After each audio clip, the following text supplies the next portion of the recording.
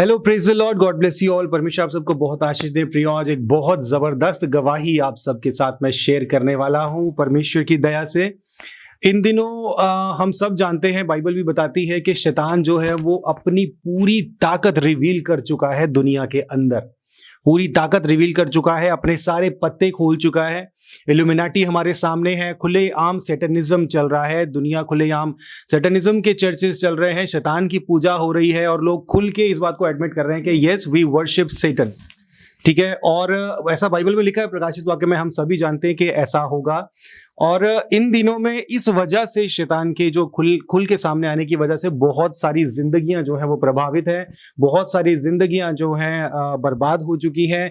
और कितने सारे लोग, कितने सारे केसेस मेरे पास आते हैं जहां पर लोगों की जिंदगियां इन इविल स्पिरिट्स की वजह से, जिनको हमारी दुनिया में जिन्न बोलते हैं, पिशाच बोलते हैं और मसाणियां और इस तरीके की चीजें बोलते हैं, जो जिंदगियों को बर्बाद कर देती हैं। ठीक है, तो वो लोग जब मेरे पास आते हैं, वो लोग रोते हैं, परेशान होते हैं। बहुत से लोग मरने की बात करते हैं, जिंदगी से हताश, निराश, परेशान, जो बिल्कुल हार मान चुके हैं, जिनको ऐसा लगता है कि अब कोई चमत्कार ही उन्हें बचा सकता है।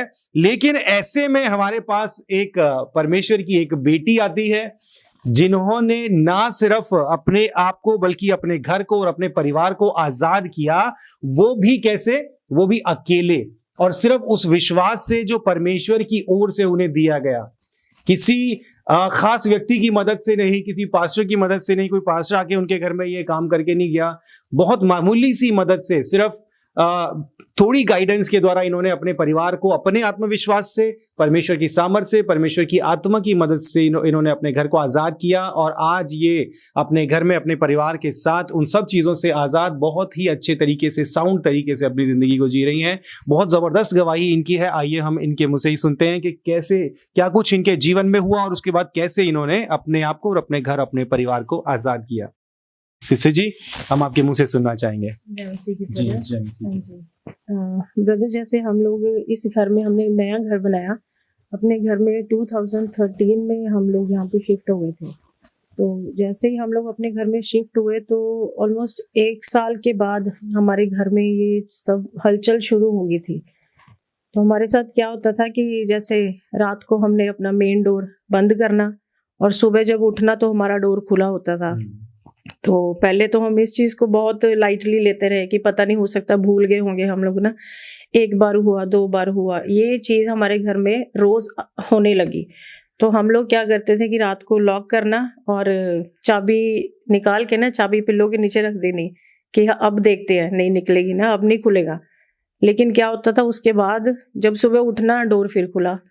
तो ये चीजें एक एक करके कुछ ना कुछ, कभी घर में किसी के चलने फिरने की आवाजें सुनाई देनी, या कभी रात को अक्सर होता था कि 2:30 से 3 बजे के बीच में मैं सो रही हूँ तो मुझे ऐसे लगना कि मेरे बेटे ने जोर से मुझे बुलाया। तो मैं हड़बड़ाहट में ऐसे नींद में फेंकनी चादर अपनी, भागना कि मेरा बेटा, मुझे पता नहीं क्या हो गया। जैसे मैंने उठ के बच्चों के रूम में जाना, मेरे बच्चे सो रहे दोनों आराम से। अक्सर ये होता था 2:30 के 3 आवाजें लगती थी। और बेटी जैसे जब ये नहा रही है, इसने बार बार टैप बंद करनी, इसको लगना कि कोई बाहर नॉक कर रहा है। ये चीजें हमारे साथ, ये तो बहुत नॉर्मल सी, हम लोगों को आदत पड़ गई थी इन चीजों की, इतनी नॉर्मल थी। तो लेकिन धीरे धीरे फिर क्या हुआ, एक दिन कि मेरी बेटी को किसी ने वॉच गिफ्ट करी थी। तो मेरी बेटी रोज वो पहनती थी, रात को जब सोते वक्त ये उतार देती थी, सुबह दूसरे दिन उठ के पहन लेती थी। तो एक दिन जब मेरी बेटी सुबह उठी, तो ये हमारे साथ यहाँ से मेन जो बड़ी वाली चीजें ना, यहाँ से स्टार्ट हुई कि मेरी बेटी जब उठी तो वॉच को देखा तो चिल्लाई बहुत जोर से, मम्मा भाग, क्या देखो क्या हो रहा है, देखो क्या हो रहा है। और जब मैंने देखा तो मैं तो हिल गई। मैंने क्या देखा कि सुई की घड़ियां जो है ना वो उल्टी घूम रही हैं।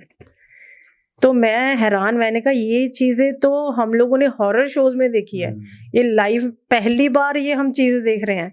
कुछ समझ में नहीं आया। तो मैंने उसकी वॉच को लिया और मैं गई भाग के अपने घर से बाहर, मैंने उसको फेंक दिया।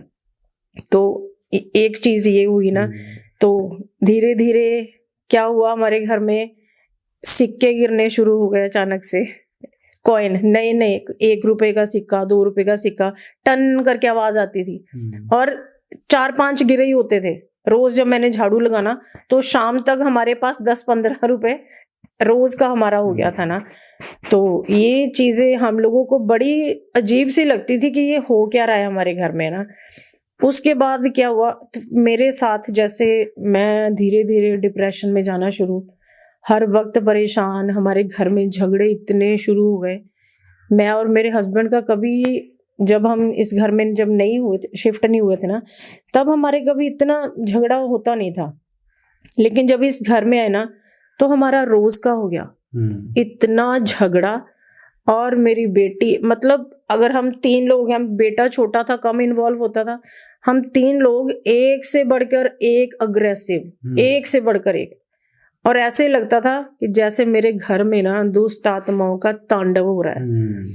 और सबको ऐसे लगता था कि बस एक दूसरे को मार ही देना।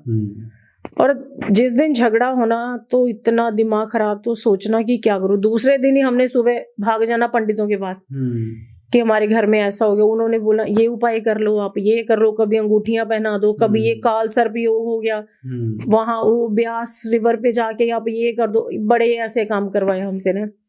तो वास्तु को लेके बोलने लगे कि आपके घर का वास्तु ठीक नहीं है, जबकि हमने अपना पूरा घर वास्तु के अकॉर्डिंग बनाया। उसके बावजूद ये सारी चीजें हमारे साथ ये सब होने लगी ना। तो मेरी बेटी के साथ ऐसा होने लग गया भैया कि इसके बॉडी के ऊपर कट्स लगने लग गए। शुरुआत हुई, इसके ऐसे खरोंचे लगी हुई 3 शोल्डर पे, है ना। तो जब इसने दिखाया, कहती ये पता नहीं मम्मा देखो अचानक से क्या हुआ मेरे ना। तो मुझे लगा ऐसे हो गया होगा, तूने अपने आप ही लगा दिया होगा। तो उसको हमने छोड़ दिया कि चलो कोई बात नहीं। कुछ दिनों के बाद ऐसे यू लिखा हुआ इसके आम के ऊपर, यू लिखा हुआ खरोंच के साथ पूरा। तो जब इसने ये दिखाया तो मैंने कहा ये ऐसे खरोंच ऐसे तो नहीं हो सकती कि पूरा यू बना हुआ है। समझ में नहीं आया ना। तो उस चीज को भी हम, लेकिन करें तो क्या करें। पास्टर से जब हमने फोन करना तो उन्होंने हाँ जी हम आपके लिए प्रार्थना करते हैं। तो जैसे प्रार्थना करनी उन्होंने, कोई नहीं सिस्टर आप टेंशन मत लो, सब ठीक हो जाएगा। लेकिन वो चीजें तो बढ़ती जा रही थी, बढ़ती जा रही थी। उधर मेरे दिमाग के ऊपर ये असर हो रहा था कि हर वक्त मुझे लगता था कि मैं इन हालातों से, क्योंकि ये हालात, ऊपर से हस्बैंड का बिजनेस खत्म हो गया। जैसे दिनों में ही हम लोग, ऐसा हो गया कि अर्श से फर्श पे आ गए, 0 एकदम। कर्जा लेने वालों की लाइनें गेट पे लगी हुई हैं। हम सारा दिन अपने घर की लाइटें ऑफ करके बैठते थे कि किसी को पता ना चले कि हम घर में हैं। इतना दहशत वाला माहौल था ना वो सारा कुछ। ऊपर से ये सारा कुछ चल रहा, ऊपर घर के अंदर से ये सारी चीजें चल रही। और दिमाग का आप सोचो लेवल, डिप्रेशन के चारों तरफ से हम लोग घिरे हुए। तो मैं रात को उठ के ना, रात को आधी रात को 2:30 बजे 3 बजे मैंने ना मन में आना कि मैं ऐसी जिंदगी का करूंगी क्या। मैं नहीं इतने डिप्रेशन में रह सकती। मैंने घर से निकल जाना, बाहर बैठे रहना कि हिम्मत आए तो मैं घर से बाहर निकल जाती हूँ। सादी रोड है तो ट्रक के नीचे, किसी के भी नीचे आ जाऊंगी। लेकिन होता क्या था कि जैसे ही मैं उठ के गेट की तरफ जाने लगती थी, अचानक से मेरे हस्बैंड उठ जाते थे। जैसे ये भी बचाने वाला परमेश्वर हमेशा से वो साथ ना, उसी टाइम पे वो आ जाते थे, मुझे पकड़ के लेके आते थे कि तू बाहर बैठी क्या कर रही है। एक दिन क्या हुआ कि मैं आधी रात को, में सारे सो रहे होते तो मेरा यही चलता रहता था।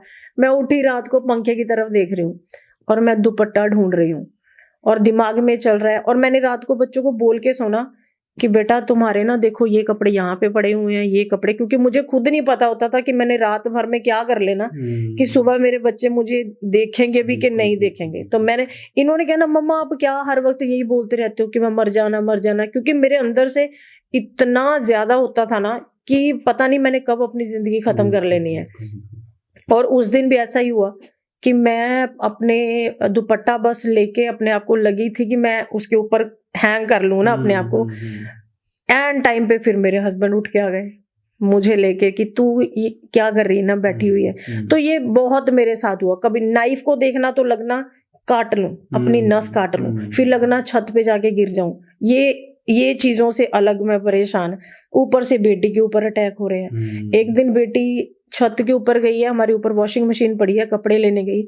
तो ये जब गई ना तो ऐसे भागती हुई आई और ये कांप रही है बुरी तरह से। और इसके चेहरे पे ऐसे लंबा सा कट और ब्लड जा रहा है। तो मैंने कहा ये क्यों? कहती मम्मा कुछ ऐसे तेज जैसे हवा नहीं, कहती कुछ ऐसे जूम करके कहती मेरे पास से ऐसे चीज निकली और मुझे तो पता ही नहीं लगा। जब सीढ़ियों से आती आती इसको पता चला कि कुछ लगा मेरे, जब इसके कपड़े सारे ब्लड के साथ, तब वो एक चीज थी जो थी ना, उसने मुझे हिला के रख दिया। मैंने कहा ये हो क्या रहा है? हम ऐसे ही रोते थे जोर जोर से, क्या हो रहा है, कहाँ जाएं, क्या हो रहा है। और इसने अलग रोना, मम्मा मेरे साथ क्या हो रहा है, मेरे साथ क्या हो रहा है। तो कुछ दिनों के बाद क्या हुआ, मतलब ये ज्यादातर भैया तब होता था, मैंने ये बाद में चीज नोट की, मैं ये कब होता था जब मैं अंदर बाइबल लेके बैठी हूँ। अच्छा। जैसे ही मैं बाइबल पढ़ना शुरू किया ना, बाहर से ये हलचलें शुरू हो जानी। उस दिन भी सुबह सुबह की बात है, मैं सुबह बाइबल ही पढ़ रही थी कि मेरी बेटी नहाने गई हुई थी, तो फिर से वही चीखना चिल्लाना शुरू। मेरे घर में जब भी इसकी चीख आती थी ना, वो दहशत मेरे अंदर कि अब क्या हो गया, क्योंकि हम लोग इतनी इस चीजों की आदत पड़ गई थी ना, हर बार होता था कि अब क्या। लेकिन वो उस दिन क्या हुआ, जब ये नहाते नहाते ना ऐसे ही बाथरूम से बाहर की तरफ भागी, मम्मा ये देखो क्या हो रहा है। और जब मैंने इसको देखा, मुझे समझ में नहीं आया। मेरी बेटी के चेहरे पर खरोंचे यहाँ या शोल्डर, शरीर का कोई हिस्सा नहीं जिसके ऊपर कट्स नहीं, और वो कट्स भी ऐसे कि खरोंचे, और ऐसे बॉडी से ब्लड जा रहा है सारा इसके। तो उस समय तो पहले ना, जैसे ही अच्छा ये चिल्लाई ना, मैंने जैसे इसके रूम में एंटर किया ना, तो किसी चीज ने मेरे ऊपर अटैक किया। मैं एकदम से पीछे, एकदम से मुझे धक्का लगा।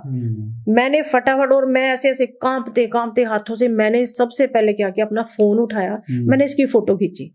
मैंने कहा क्योंकि लोग तो कहते हैं कि तुम माँ बेटी पागल हो गए हो, तुम्हें साइकाइट्रिस्ट की जरूरत है। क्योंकि जब हमारी फैमिली रिश्तेदार घर पे आते थे ना, हम उनको बताते थे कि देखो ये इंसिडेंट हो रहे हैं, देखो ये हो रहा है, तो वो हंसते थे कि ये ज्यादा हॉरर शो देखती ना तब करके, ये थोड़ा दिमाग तुम लोगों का ना हिला हुआ है, हमारे साथ होता था। तो मैंने कहा मैं इसकी फोटो लेती हूँ, ताकि लोग जब देखे तो उनको पता चले, कम से कम फैमिली के लोग है ना। तो जब ये हुआ तो मेरे हस्बैंड आए, मेरे हस्बैंड घर पे नहीं थे, तो उनको फोन करके मैंने बुलाया। मैंने कहा देखो ये क्या हो रहा है ना। तो मेरे हस्बैंड आए, तो मेरे हस्बैंड ने फिर मेरे जेठ को बुलाया, उनको लेके आए कि भैया ये देखो। लेकिन उन्होंने देख के भी विश्वास नहीं किया। उनको तब भी लगा कि इसने खुद ही किया होगा। मैं सोचूं कि अगर खुद इंसान करेगा भैया, वो कैसे एक एक्यूरेट तरीके से अपने आप को खरोंच मारेगा ना। अगर वो खुद मारा है तो क्या वो पेन नहीं हो रहा, चीखेगी नहीं, चिल्लाएगी नहीं, वो तो कांप रही है, डर के मारे कांप रही है, उसके साथ ये हो रहा है ना। जब ये सब कुछ हुआ ना, तब मेरे हाथ खड़े हो गए। मैंने कहा छोटी छोटी लड़ाइयां लड़ते लड़ते तो हम लोग कितने साल निकाल दिए ना। अब मुझे लगा कि अब तो मेरे बच्चों की भी जान पे बना है। अब अगर ये हो रहा है तो इसके आगे क्या हो सकता है ना। कल को और कुछ बड़ा हो सकता है हमारे साथ। तो मैंने कहा अब इस घर में नहीं रहना। मैंने अपने सामान उठाया, सुबह सुबह की बात, अपने हस्बैंड, मैंने कहा मैं निकल रही हूँ। सामान सारा पैक किया, मेरे मम्मा का घर पास ही है, तो मैं उनके घर चली गई। वहां पे मैं कोई एक हफ्ता मैं वहां पे रुकी। तो वहां पे जब एक हफ्ता मैं रुकी ना, तो मुझे ऐसे जैसे मुझे अंदर से आवाज आ रही है, मुझे परमेश्वर बोल रहे हैं कि तू अपना सामान उठा के आ गई, शैतान ने तुझे भगाया, इसका मतलब शैतान तो जीत गया। क्योंकि वो यही तो चाहता था कि तुम लोग इस घर से निकलो, मैं यहाँ पे रहूं। तो वो तो जीत गया। तुम परमेश्वर की बेटी हो ना, तुम उसको दिखाओ, शैतान की जीत नहीं होनी चाहिए। तो परमेश्वर ने ऐसी हिम्मत दी ना, तो मैंने और मेरे बच्चों ने भी ये डिसाइड किया कि नहीं, घर वापस चलते हैं। लेकिन जैसे वो उस वापस आना ना, वो ऐसा था कि जैसे हम एकदम नए होके वापस आए हैं, जैसे बोलते ना कि एक पूरे फॉर्म में आए हैं कि अब देखते हैं। जब मैं घर में वापस आई ना, तो मैंने कहा भाई बहुत हो गया तेरा। मैंने लिटरली ऐसे ही बोला कि तूने वो एक मैंने डायलॉग मैंने ना कि फिल्म का मैंने सुना हुआ था, वो सच में भैया ये सच में हमारे साथ हुआ कि मैंने कहा वो कि इतना भी मत डराओ, कि डर ही निकल जाए। और उस चीजों ने हमें इतना डराया कि फाइनली हमारे अंदर से वो डर ही खत्म हो गया। मैंने कहा तू आजा, सामने कौन है, आज मैं तुझे देखती हूँ। मैंने कहा आज मैं नहीं हटूंगी पीछे। मैंने अपनी बाइबल उठाई और उसी रूम में, जिस रूम में हमारे साथ ये सब कुछ होता था, कहीं सिगरेट की स्मेल आनी, कभी कच्चे मीट की गंध आनी, बुरा हाल, तो उसी रूम में मैंने कहा यहीं पे बैठ के बाइबल पढ़ूंगी। मैंने जोर जोर से वहीं पे बैठ के बाइबल पढ़ना शुरू किया और पढ़ते पढ़ते मैं अपनी बाइबल उठाई, मैंने घर में घूमना शुरू कर दिया। मैंने कहा जहां जहां छुप के बैठे है ना, तू कौन है, तू जिन्न है, तू पिशाच है, तू भूत है, तू क्या है मुझे नहीं पता, जहां जहां जो भी बैठे है ना, चलो निकलो, मेरे घर से निकलो। मैं बाइबल लेके अपने पूरे घर में घूमी हूँ। मैंने कहा सब लाइन लगा लो, सब इकट्ठे हो जाओ। लॉबी में खड़ी हो गई, मैंने कहा सब लोग लाइन लगा लो। और ऐसा महसूस किया कि सब लाइन लगा ली, क्योंकि लंबी लाइन थी, कोई एक नहीं था, इतने थे कि मान लो कि पूरे का पूरा गांव बसा हुआ था मेरे घर में, पूरे का पूरा गांव। और उनकी शक्लें मुझे दिखाई देती थी, जैसे विजन दिखता है ना, मुझे शक्लें दिखाई देती थी। मैं हैरान होती थी ये कौन लोग हैं, कुछ राजस्थानी लग रहे हैं, कुछ जैसे कोई अंग्रेज है, कोई बुजुर्ग लेडीज, सबके चेहरे मुझे दिखाई देते थे। और जब ये हुआ ना कि मैंने सबको इकट्ठा कर लिया, मैंने कहा अब मेरे घर से निकलूं। मैंने बहुत गुस्से में आके मैं अपने घर का मेन डोर खोला, मैंने कहा ऐसे ही बोला, चलो निकलो निकलो निकलो, कोई छूट ना जाए मेरे घर में, चलो निकलो। फिर मैंने आवाज लगा के पूछा कोई छूट तो नहीं गया, कोई है तो नहीं पीछे, चलो सब लोग। दरवाजा खोला, निकाला सबको बाहर। मैंने गुस्से से दरवाजा बंद किया और फिर मैंने कहा आज मैं अपने दरवाजे पर प्रभु यीशु मसीह का जिंदा निष्कलंक पवित्र लहू लगाती हूँ। आज के बाद ये दुष्ट आत्माएं मेरे घर में कभी एंटर न करने पाए। वो मैंने बोल के फिर घर के बाहर खड़ी होके मैंने कहा यहाँ से निकल जाओ, मेरे घर के आसपास भी नजर नहीं आना और पीछे मुड़ के नहीं देखना। और मैंने ये काम कर दिया। उसी रात मैंने अपने सपने में देखा कि एक बहुत बड़ा कुआं, जैसे मान लो कि एक पूरे का पूरा गांव, इतना बड़ा कुआं, और लंबी लाइन लगी हुई है लोगों की, वो एक एक करके जाके उसमें गिरते जा रहे हैं। तो पहले तो जब मैंने ये सपना देखा मैं डर गई। मैंने कहा ये क्या चीज था ना, कि ये तो बड़ा अजीब सा लग रहा था। तो मैंने एक पास्टर जी को फोन किया, प्रभु के दास, उनको मैंने पूछा, मैंने कहा ऐसे ऐसे करके सपना आया। उनको मैं बताया करती थी ये मेरे घर में चीजें होती ना, तो उन्होंने कहा कि ये डरने वाली नहीं, ये तो खुश होने वाली बात है कि जो चीजें तूने अपने घर से निकाली है ना, देख परमेश्वर ने उन्हें अथाह कुंड में डाल दिया है। उसके बाद जो मेरी बेटी में चेंज आया, मुझ में चेंज आया, मेरे हस्बैंड में चेंज आया। हम लोगों में हमें पता ही नहीं था फैमिली क्या होती है भैया। 4 लोग थे ना, चारों लोगों का अलग अलग रास्ता, अलग अलग बैठे रहना, लेकिन उसके बाद हमारे घर में हम सब लोग हंसते, हर दिन हम लोग एंजॉय करते हैं। शांति किसको कहते हैं, आनंद किसको कहते हैं ना, मैंने जाना जब मेरे हाथ में बाइबल आई। और मैंने उसके बाद से, मैंने ही नहीं, जो मेरी बेटी मेरा विरोध करती थी, मेरी बेटी आधी आधी रात को उठ के मुझे बोलती, मम्मा वो मैं हिब्रू चैप्टर पढ़ रही हूँ, मुझे एक मिनट समझाना आके जरा। अच्छा। वचन लेके आती थी मुझे, रात को नींद में उठाना, मम्मा एक बार मुझे समझाओ, ये वचन समझ में नहीं आ रहा। ऐसा हालात हमारे चेंज हुआ हमारे घर का। और एकदम से अब हम हमारे घर में ना महसूस करते हैं कि परमेश्वर की हुजूरी मेरे घर में है। मैं बोलती हूँ कि मेरा घर परमेश्वर के चलने फिरने का स्थान है। और इतनी शांति, ऐसा नहीं है कि भैया कि दोबारा दुख तकलीफें नहीं आ रही हैं, लेकिन हमें इतना, हम लोग, मैं ये कहती हूँ कि इतना ग्रेसफुली हम उसको हैंडल कर लेते हैं ना, कि वो मुसीबतों को भी शर्म आती कि कहाँ आ गए। अब तो वो शैतान भी, मैं बोलती हूँ कि इतनी परमेश्वर ने मुझे सामर्थ्य दी है ना, इस इंसिडेंट के बाद मुझे पता चला कि यार मेरे परमेश्वर में इतनी ताकत। हम लोग कहाँ भटक रहे थे, कभी पंडित के पास, कभी बाबाओं के पास, कभी कहाँ। परमेश्वर कहते सब कुछ तेरी बाइबल में है, सब कुछ मैंने तुझे दे दिया है, हथियार तेरे पास है, चलाने तुझे है। बिल्कुल। और मैंने बस वो हथियार चलाना सीख लिया। तो मैंने कहा अब तू आ कौन है। उसके बाद से अब ये मुझे लगता है कि परमेश्वर ने ऐसी सामर्थ दी कि जहाँ कहीं मैं जाती हूँ ना, मेरे जाने से पहले ही वो चीजें वहां से भाग जाती हैं। बिल्कुल है, सही है। उनको पता है कि ये अकेली नहीं है, बहुत बड़ी ताकत इसके साथ आ रही है। तो ये मेरी testimony Prabhu ji, thank you जी। तो एक बात आपने देखा इनकी टेस्टिमनी में, जो बहुत खास बात थी कि इन्होंने रियलाइज किया अपनी ताकत को, अपनी अथॉरिटी को इन्होंने रियलाइज किया। और आपको पता है बाइबल इटसेल्फ, ये बाइबल है, इस बाइबल में अपने आप में कोई ताकत नहीं है। अगर आप इस बाइबल को जला दोगे तो ये बाइबल जलेगी, ठीक है। आप इस बाइबल को, पूरी किताब को पढ़ लोगे, आपको कुछ भी नहीं मिलेगा जब तक आप रियलाइज नहीं करते कि आप प्रभु में क्या हो, आपकी अथॉरिटी क्या है, परमेश्वर ने आपको कहां जगह दी है, परमेश्वर आपको क्या बोलते हैं। परमेश्वर आपको अपना बेटा बोलते हैं, अपनी बेटी बोलते हैं, है ना। और आपका बेटा है, आपके इनके पिता की जो भी संपत्ति है उसका वारिस कौन है? बच्चे, वही तो है ना, बच्चे, ठीक है। वैसे ही पिता की जितनी संपत्ति है, स्वर्गीय पिता की, वो सब उसने हमें वारिस बना दिया। कह रहे कि सब कुछ मैं तुम्हें दे रहा हूं, सारी अथॉरिटी तुम्हारे पास, सारी ताकत तुम्हारे पास, सारी शक्ति तुम्हारे पास, सारी सामर्थ्य तुम्हारे पास, इसको इस्तेमाल करो और जीवन में जो अचीव करना है वो कर लो। लेकिन लोग, सिर्फ बात यह है कि कलीसिया, परमेश्वर के लोग इस बात को रियलाइज नहीं कर पाते, है ना। तो सिस्टर ने वही काम किया, इन्होंने रियलाइज किया उस बात को। और जब इन्होंने रियलाइज किया उस बात, आपको एक बेनिफिट और मिला कि जैसा आपने बोला ना कि इतना डराओ कि डर खत्म हो जाए, वो डर ही आपका खत्म हो गया।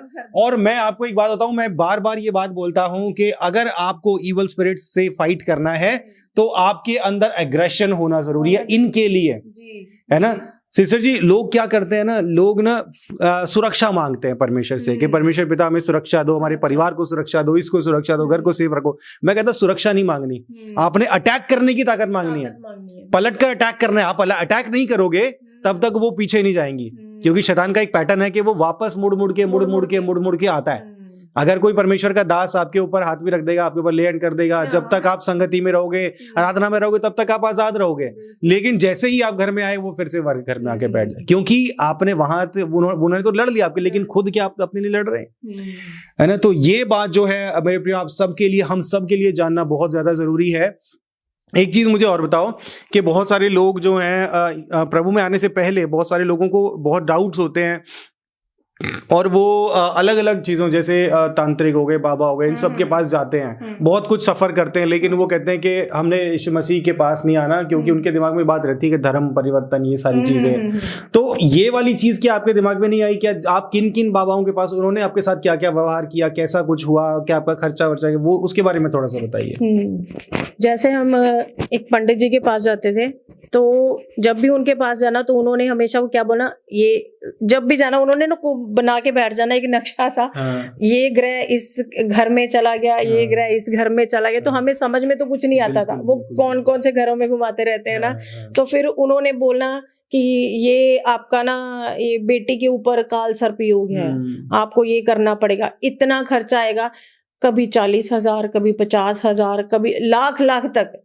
एक जगह हम जहाँ जाते थे ना, वहां पे उन्होंने बोला कि आपके घर को ठीक करने के लिए एक यज्ञ करना पड़ेगा, उसकी जो कीमत है ना वो कम से कम 1.5 लाख रुपया। अच्छा, 1.5 लाख रुपया। और तब हम लोग फाइनेंशियली इतने हिल चुके थे कि हमारे पास तो वहां तक जाने के लिए गाड़ी में पेट्रोल डालने के पैसे बड़ी मुश्किल से होते थे, तो 1.5 लाख हम कहाँ से लेके आए ना। तो लेकिन वो जब तक कहते वो यज्ञ नहीं होगा तब तक आपके हालात सुधरेंगे नहीं। और वो बोलते थे कि ये तो इतना बड़ा काम है कि कोई कर नहीं सकता, पहले से ही हाथ खड़े कर देते थे सब। और एक पंडित जी थे जिनका एक इतना फेमस डायलॉग था, जब भी जाते थे वो बोलते थे, सिस्टर हाथी निकल गया पूंछ रह गई। और जब भी जाना उन्होंने यही बोलना।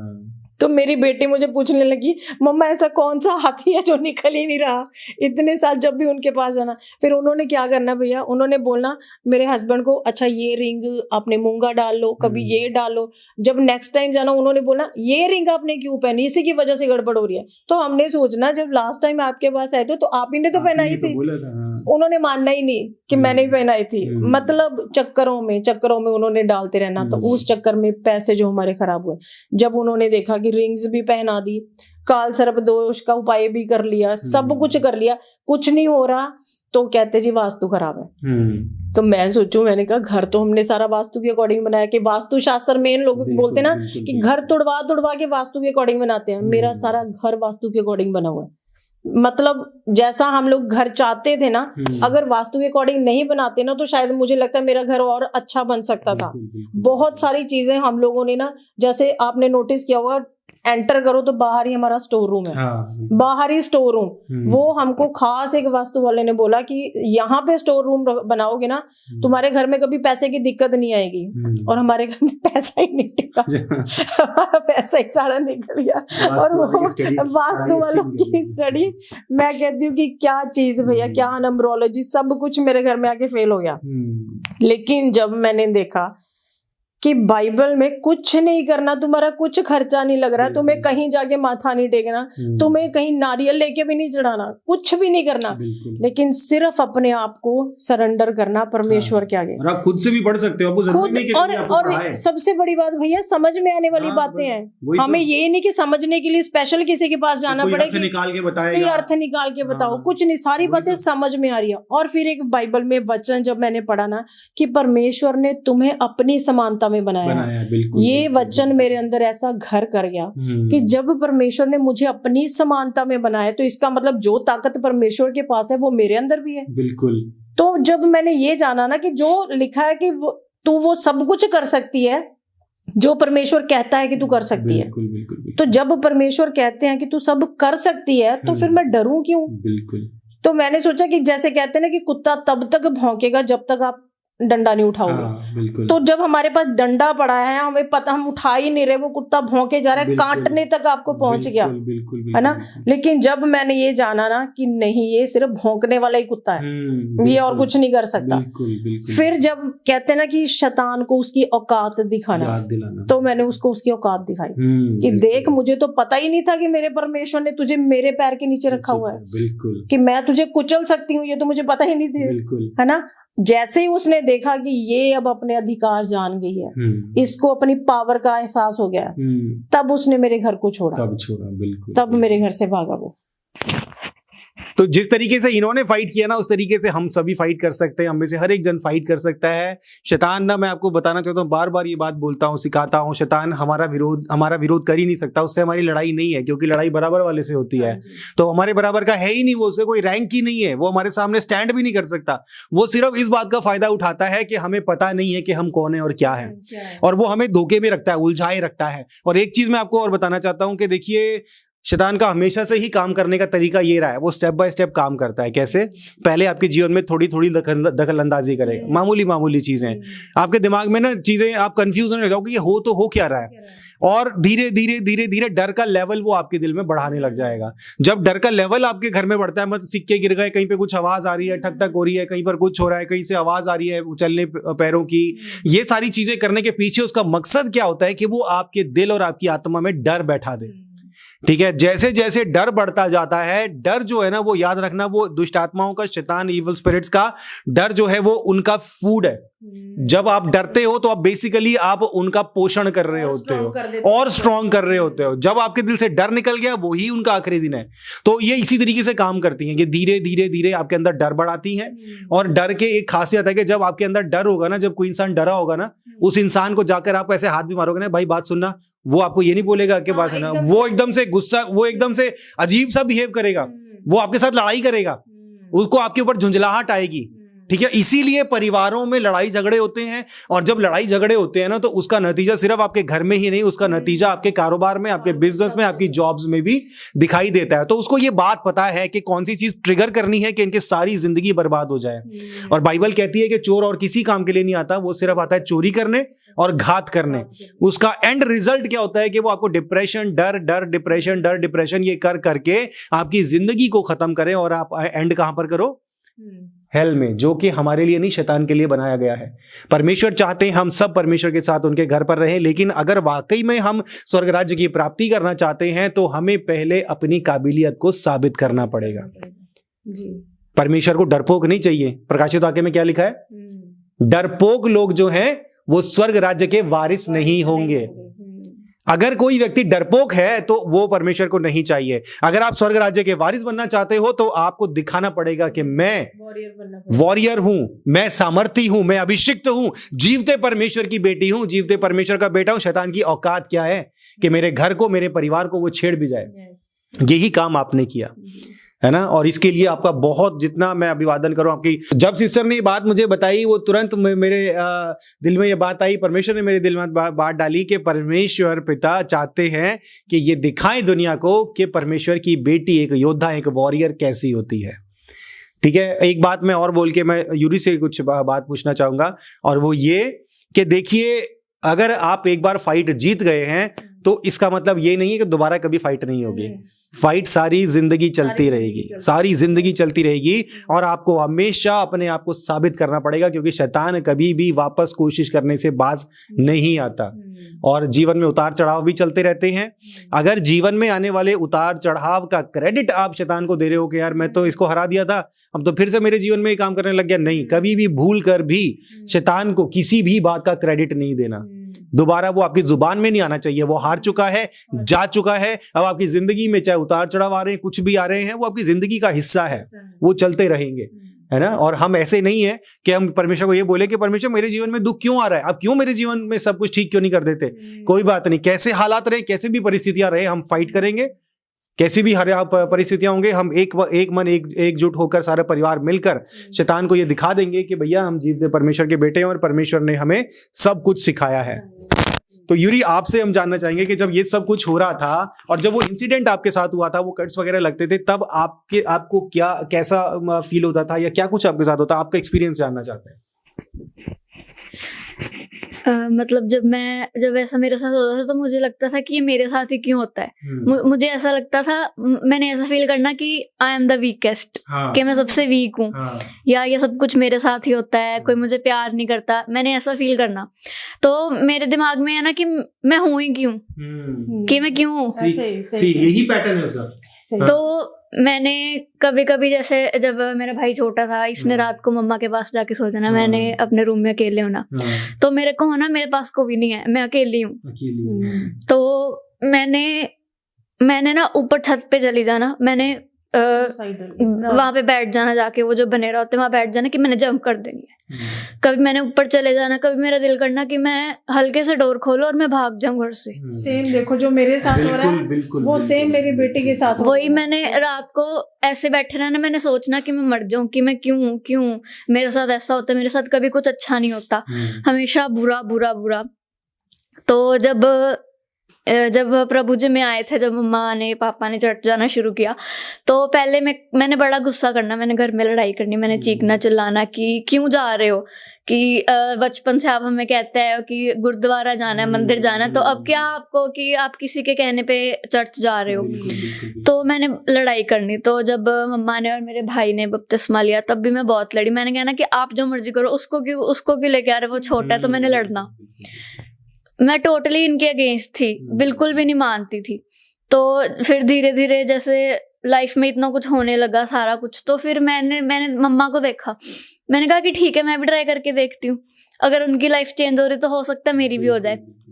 फिर मैंने धीरे धीरे बाइबल पढ़नी शुरू की, अगर कुछ समझ नहीं आना तो मैंने पूछना, रात को अगर बाइबल पढ़नी कुछ समझ नहीं आना, मैंने यूट्यूब से देखना इसका क्या मतलब है, गूगल पे सर्च करना। तो धीरे धीरे मैंने वो पढ़ना शुरू किया, उसको समझना शुरू किया कि ये क्या है। तो मैंने वो चीजें ढूंढनी शुरू की कि क्या है। तो फिर मैंने रात को जब सोना, अगर मेरे को कुछ समझ नहीं आना तो मैंने कहना कि मैंने जीसस को बोलना कि मैं सोने लगी हूँ, अगर मुझे ये चीज समझ नहीं आ रही तो मुझे विजन दिखाओ। मैंने कह के सोना कि मुझे सपना दिलाओ, कि मुझे कुछ दिखाओ कि मुझे समझ आए। तो रात को जब मैंने ये बोलकर सोना तो मुझे ड्रीम्स आने, तो फिर मुझे धीरे धीरे वो चीजें समझ आने लगी। धीरे धीरे फिर मैंने बाइबल पढ़नी शुरू की। तो उसके बाद मुझे मतलब अपनी लाइफ, जो मुझे पहले अपनी लाइफ बोझ लगती थी, वो मुझे ऐसे लगने लगा कि इतना हल्का फील होने लगा मुझे, मैं अपनी लाइफ को एंजॉय करने लगी कि हाँ मेरी लाइफ सबसे अच्छी है अब। तो अगर कोई प्रॉब्लम भी होनी तो मैंने कहना कि नहीं, अगर कुछ हुआ तो अच्छे के लिए हुआ, अगर मुझे अब नहीं समझ आ रहा, मुझे आगे जाके समझ आएगा कि ये क्यों हुआ। तो फिर जब भी मेरे साथ कुछ, मैंने रात को सोने से पहले कहना कि जीसस मेरी लाइफ में जो भी हो, कुछ भी हो, मैं जो चाहती हूँ वो ना हो, जो आप चाहते हो वो हो। चाहे मैं रोऊं, मैं चिल्लाऊं कि मुझे ये नहीं चाहिए, फिर भी मेरी लाइफ में वही हो जो आप चाहते हो। जब वो होगा मैं तब रोऊंगी कि ये नहीं होना चाहिए था, ये क्या हो गया। लेकिन एक टाइम पे आके मुझे समझ आएगा कि हाँ मेरे साथ ऐसा क्यों हुआ।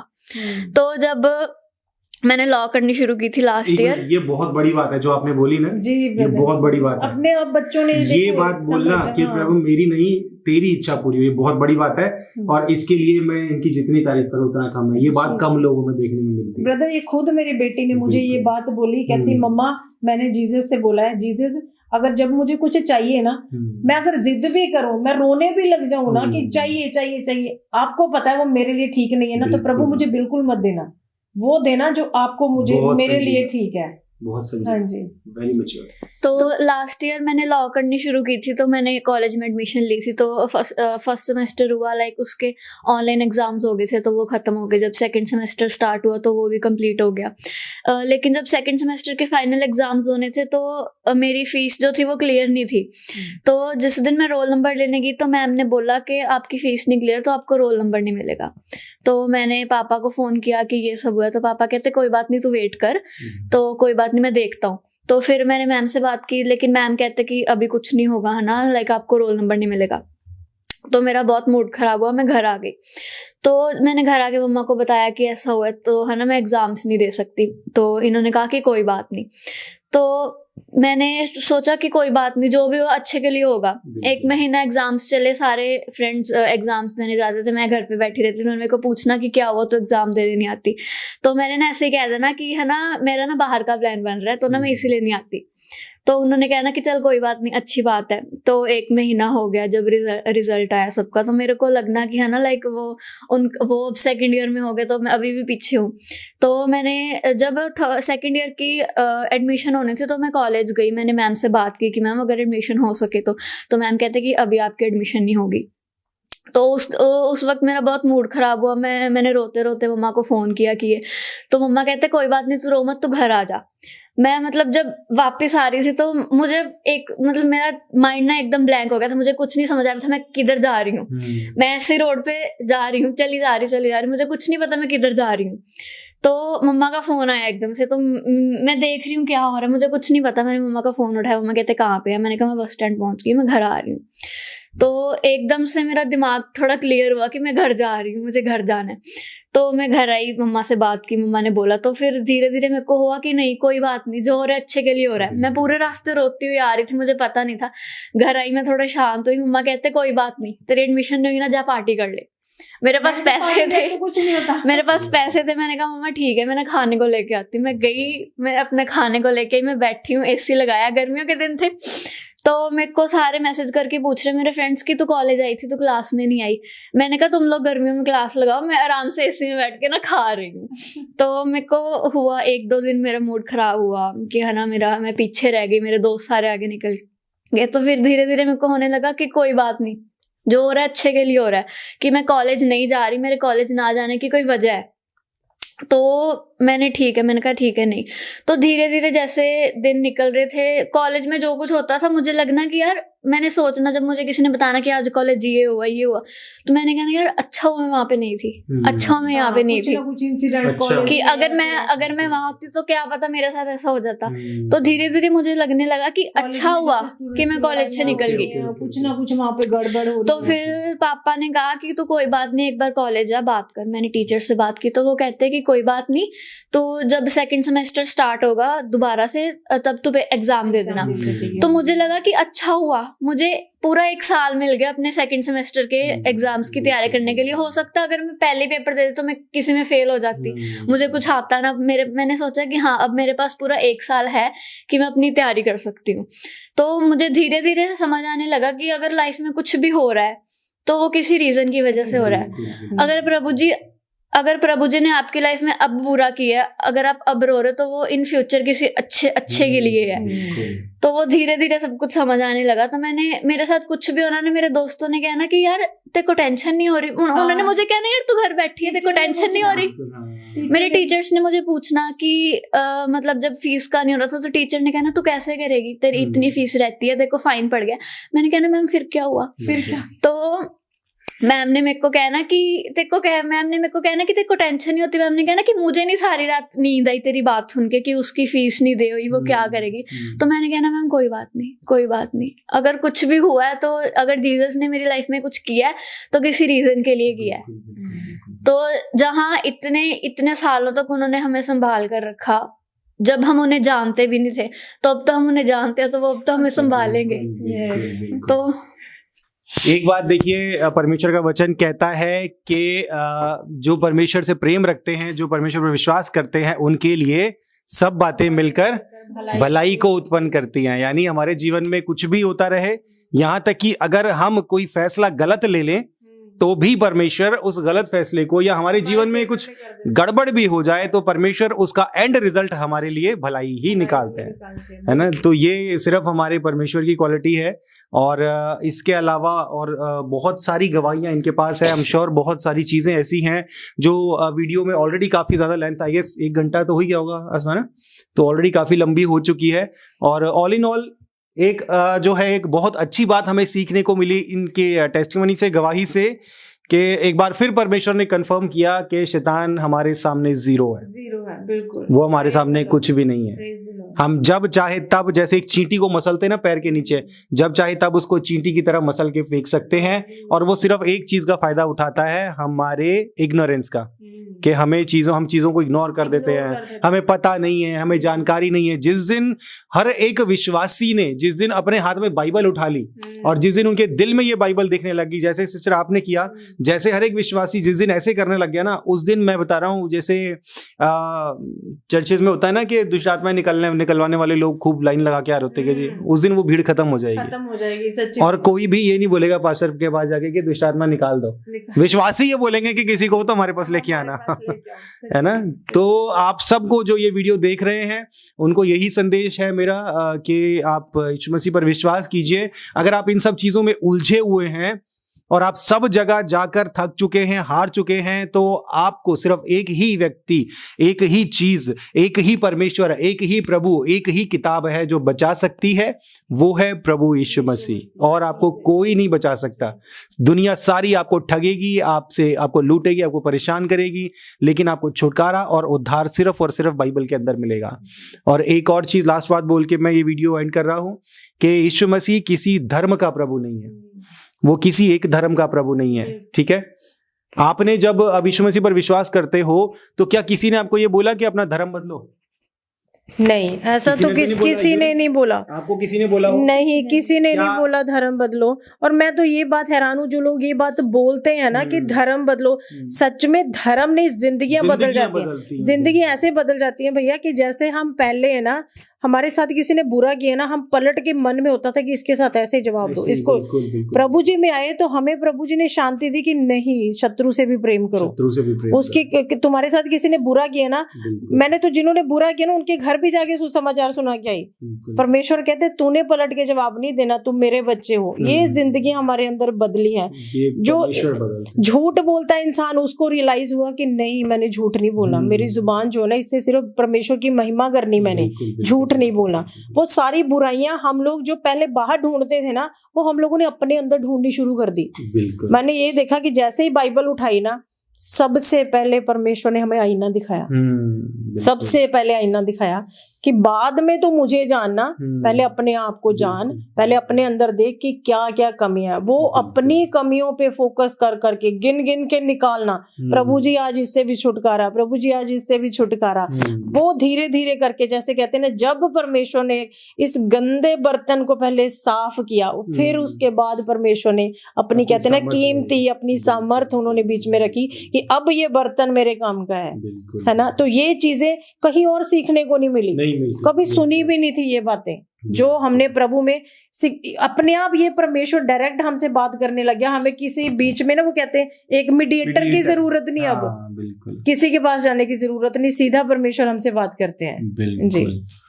तो धर्म नहीं बदलता, जिंदगी बदलती है। आपको भी धर्म बदलने की जरूरत नहीं है। ये सब बेकार की बातें हैं, फालतू के लोग ये सब बातें बोलते हैं, तो उनको नहीं सुनना। आपको छुटकारा चाहिए, उद्धार चाहिए, मुक्ति चाहिए, अपने घर में आशीष चाहिए, बरकतें चाहिए, प्रभु यीशु मसीह पर विश्वास करो और बाइबल पढ़ो।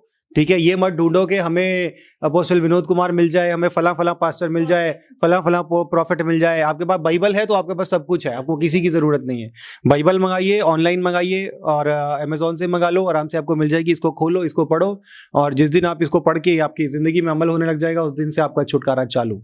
ठीक है, तो इस गवाही के द्वारा सिस्टर जी परमेश्वर आपको बहुत आशीष दे। यूरी बहुत बहुत इंप्रेस हुआ मैं आपसे। तो परमेश्वर आपको आशीष दे प्रियो। जिस तरीके से सिस्टर ने जय किया उसी तरीके से आप भी अपने घर को जय करें, अपने घर को आजाद करें, अपनी जिंदगियों में परमेश्वर की आशीष पाएं। God bless you all.